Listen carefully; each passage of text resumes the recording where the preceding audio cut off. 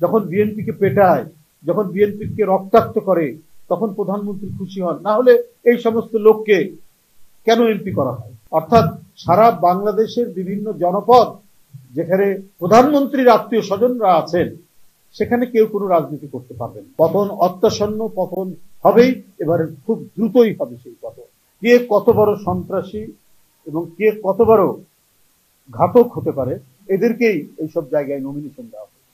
এখানে কোনো ধরনের গণতান্ত্রিক কোনো কর্মসূচি পুলিশের পারমিশন নেওয়ার পরেও তারা গিয়ে আক্রমণ করে। কেন আক্রমণ করে? তাদের এই কাজে প্রধানমন্ত্রী খুশি হন। যখন বিএনপিকে পেটায়, যখন বিএনপিকে রক্তাক্ত করে, তখন প্রধানমন্ত্রী খুশি হন। না হলে এই সমস্ত লোককে কেন এমপি করা হয়, কেন উপজেলা চেয়ারম্যান করা হয়?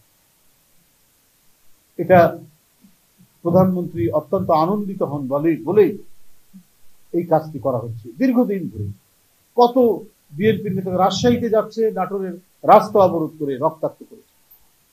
পাবনার নেতাকর্মীকে, বগুড়ার নেতাকর্মীকে এই নাটোরেই এই ধরনের ভয়ঙ্কর পরিস্থিতি তৈরি করা হয়েছে। বন্ধুরা আমার, বাগেরহাটে আজকে নির্ধারিত কেন্দ্রীয় কর্মসূচি, জেলা সদরে দেশনেত্রী বেগম খালেদা জিয়ার নিঃশর্ত মুক্তির দাবিতে যে কর্মসূচি, আপনার সকল প্রস্তুতি নিয়েছিল পার্টি অফিসের সামনের যে প্রাঙ্গণ, সেই প্রাঙ্গণে কিন্তু পুলিশ সকাল থেকে অবরোধ করে আছে। কারণ সেটাও হচ্ছে শেখ হাসিনার আত্মীয় সেখানকার এমপি বা সেই এলাকা নিয়ন্ত্রণ করে গোপালগঞ্জের পার্শ্বে। সুতরাং বাগেরহাটে বিএনপির কোন লোক বা গণতন্ত্রকামী বিরোধী দলের কোন লোক সেখানে কর্মসূচি করতে পারবে। আমার সাথে সকালে সেখানকার যে আহ্বায়ক ইঞ্জিনিয়ার তালিম হোসেনের সাথে আমার কথা হয়েছে। বলছে যে আমরা লোকজন নিয়ে আমার বাসায় বসে আছি, পুলিশ চরম হুমকি দিচ্ছে, বাগেরহাটের এসপি এবং ওসি হুমকি দিচ্ছে, এবং সেখানে যে প্রধান অতিথি আছে আমাদের গবেষণা সম্পাদক কৃষিবিদ শামীম, সে সেখানে উপস্থিত আছে, অথচ তাদেরকে পার্টি অফিসে ঢুকতে এবং কর্মসূচি পালন করতে বাধা দিচ্ছে। অর্থাৎ সারা বাংলাদেশের বিভিন্ন জনপদ যেখানে প্রধানমন্ত্রীর আত্মীয় স্বজনরা আছেন, সেখানে কেউ কোনো রাজনীতি করতে পারবেন না। গোপালগঞ্জে পারবে না, বাগেরহাটে পারবে না, এবং আরো যেখানে যেখানে রয়েছে সেটা করতে পারবে না। মানে এমন জমিদার তন্ত্র চলছে, এমন বাকশালী জমিদার তন্ত্রের মধ্যে আমরা বসবাস করছি।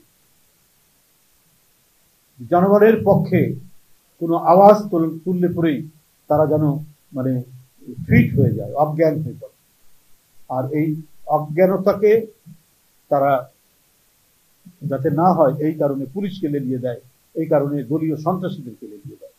সেই পরিস্থিতি এখানে উল্লেখ করলাম নাটোর এবং বাগেরহাটে পরিস্থিতি। আমি এর তীব্র নিন্দাই শুধু জানাচ্ছি না, ঘৃণাই শুধু জানাচ্ছি না, প্রতিটি অপকর্মের দায় তাদেরকে নিতে হবে, এবং কেউ কিন্তু তালিকার বাইরে থাকবেন না। যে সমস্ত পুলিশ কর্মকর্তা, যে সমস্ত সন্ত্রাসীরা আজকে এই কাজ করছে, কারণ চিরদিন কারো ক্ষমতা থাকে না এবং থাকবেও না। পতন অত্যাসন্ন, পতন হবেই, এবারে খুব দ্রুতই হবে সেই পতন। যেভাবে দেশ বিক্রি চলছে, যেভাবে নিপীড়ন নির্যাতন চলছে, এবার একটি সার্বিক এবং ব্যাপক জনগণের উত্থানের মধ্যে দিয়ে এই সরকারের পতন হবে।